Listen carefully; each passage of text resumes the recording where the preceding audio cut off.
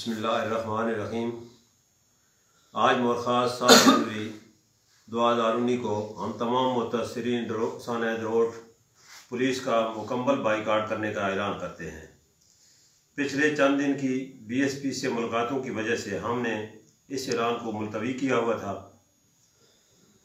वरना मरख़ास 4 जनवरी को होने वाली प्रेस कॉन्फ्रेंस में हमने पुलिस पर मुकम्मल अदम एतमाद कर दिया था।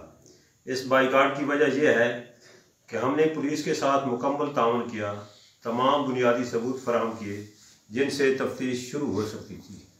पुलिस की सुस्त रवि का मामला DPO के सामने रखा गया, जहां DPO ने यकीन दहानी करवाई थी कि कोहाट वाला मशकूक बंदा जिसका एड्रेस मौजूद था गिरफ्तार करके इसे तफ्तीश की जाएगी, तमाम सहूलतकार सामने लाए जाएंगे। मगर हमसे कदम कदम पर झूठ बोला गया। जब हम अपने वसाइल से कोहाट उस मतलूबा बंदे अमजद तक पहुँचे तो पता चला वो तो घर में मौजूद है और उससे पुलिस ने अभी तक कोई रब्ता नहीं किया। उस शख्स ने मुलजिम को हथियार बेचने की पूरी तफसील गवाहान के सामने बताई, जिसका बयान अलग जारी किया जाएगा इंशाअल्लाह। DPO ने हमसे झूठ बोलकर सहूलतकारों को बचाने की कोशिश क्यों की? क्या आपको लगता है कि DPO ये बात भूल गया जबकि अमजद का एड्रेस और ID card number, finger record भी मौजूद था? क्या ये एक चोरी चकारी का मामूली वाक़या था जिसकी अहमियत नहीं थी? ये तो एक ऐसा वाक़या था जिसकी गूंज पूरे मुल्क में सुनी गई और हमने DPO साहब से दरख्वास्त भी की कि FIR में दहशतगर्दी की दफात शामिल की जाए, लेकिन DPO साहब ने हमें यकीन दहानी कराई कि इंशाअल्लाह मैं अगर नहीं की गई तो मैं इसे शामिल कर दूंगा, जो कि ताहाल शामिल नहीं की गई।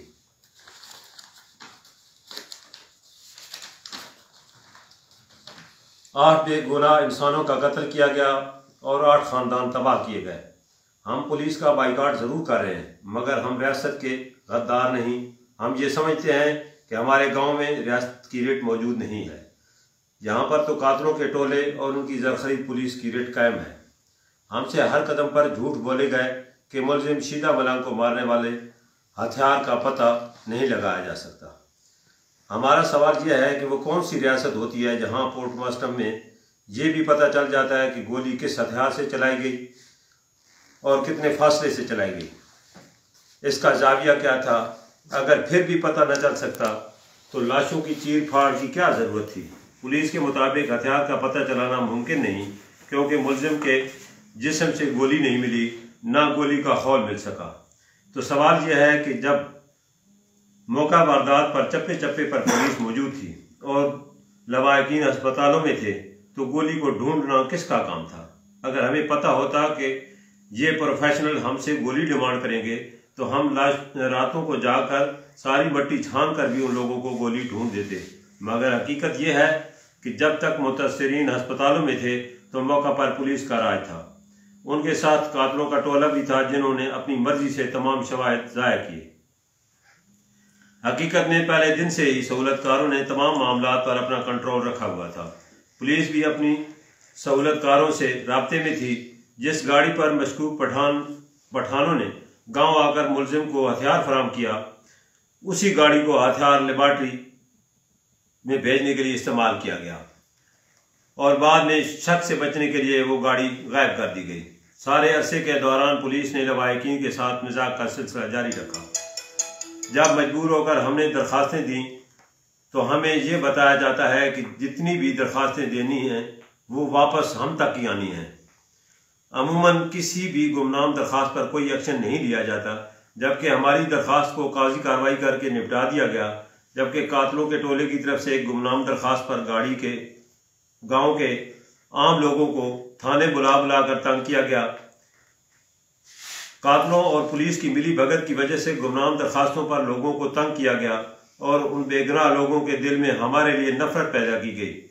शायद हमने उन्हें नामजद किया, जबकि हमारे दिए गए मशकूक बंदों को उन्होंने क्लियर कर दिया। मशकूक गाड़ी को क्लियर कर दिया गया, असला सप्लायर छुपाए गए।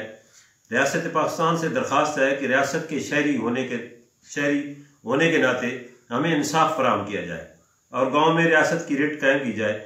हमें उम्मीद है कि रियासत ज़रूर अपना फ़र्ज़ निभाएगी। तब तक हम अपनी आवाज़ सोशल मीडिया पर उठाते रहेंगे।